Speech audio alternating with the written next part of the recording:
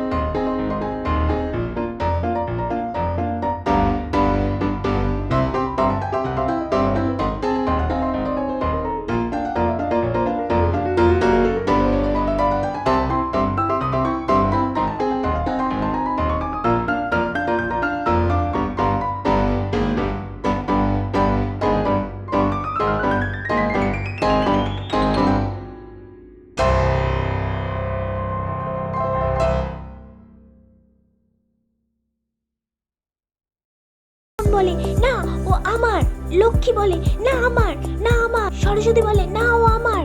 এদের দুই বোনের এইভাবে ঝগড়া করতে দেখে দুর্গা ঠাকুর খুবই রেগে যায় আর বলে, চুপ, তোমরা কি এখানে ছেলে পছন্দ করতে এসছো? আমার একটা স্ট্যাটাস আছে, ঠিক আছে, তাই নিজেদের বিহেভিয়ার ঠিক করো। তখন ওরা দুই বোন চুপ করে যায় আর তখন কার্তিক বলে ওঠে, হ্যাঁ সবাই চুপ করে চোখে সানগ্লাস দিয়ে বসে থাকো, তাহলে কাউকেই দেখতে পাবে না তোমরা।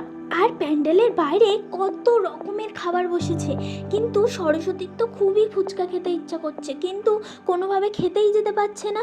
আর লক্ষ্মীর তো রোলই খেতে ইচ্ছা করছে, কিন্তু তাও যেতে পারছে না। পুজোর প্যান্ডেলের বাইরে এত স্পাইসি খাবার থাকতে ওদেরকে তো শুধু মিষ্টি আর ফলই খেতে দিচ্ছে। কিন্তু গণেশ বেশ মজায় আছে, কারণ সব খাবার তো গণেশই খাচ্ছে। এখানে যে যেটা না খেতে পাচ্ছে সবই গণেশই খাচ্ছে, তাই গণেশের কোনো অসুবিধা হচ্ছে না। আর এই সব চলতে চলতে অবশেষে শেষ হয়ে যায় দুর্গাপুজো আর চলে আসে বিসর্জনের পালা। বিসর্জনের দিন ঘটে তো আর এক কাণ্ড। যখন বিসর্জন হচ্ছিল তখন কার্তিকের পছন্দ হয়ে যায় একটা মেয়েকে, কিন্তু সেই মেয়েটাকে সে কিছু বলার আগে, তার নাম্বার নেওয়ার আগেই তাকে ফেলে দেওয়া হয় জলে। আর এই ঘটনার পর সে অনেকটাই ভেঙে পড়ে আর সে বলতে থাকে, ঠিক আছে, পরের বছর আবার তোমার সাথে আমার দেখা হবে আর তখনই আমি তোমার নাম, নাম্বার, অ্যাড্রেস সবই নিয়ে নেব। এই বলে সে দুঃখে দুঃখে সে স্বর্গে চলে যায়। এদিকে বিসর্জনের সময় কলাবউয়ের সাথে গণেশের বেঁধে যায় এক বেজায় ঝামেলা, কারণ গণেশ একটা মেয়েকে পছন্দ করে ফেলেছে আর সেটা মুখ থেকে বলেও ফেলেছে।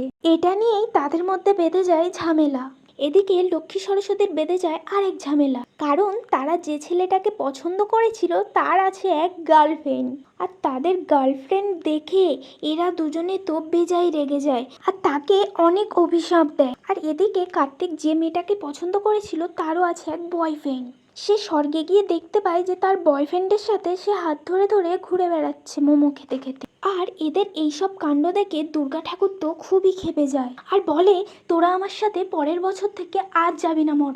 আর তখন এরা 4 ভাই বোন বলে ওঠে, দেখো মা, তুমি বলোই বা না বলো, মামার বাড়ি থেকে আমাদেরকে এমনিতেও নিয়ে যাবে, তখন আমাদের এমনিও যেতে হবে। তাই তুমি যেতে বললেও আমরা যাব, না বললেও আমরা যাব, তাই বলো না, তোমার কথাটা রাখতেও পারবো না আমরা। আর এদের এই সব ঝামেলা চলতে চলতে শেষ হয়ে যায় পুরো দুর্গা পুজোয়।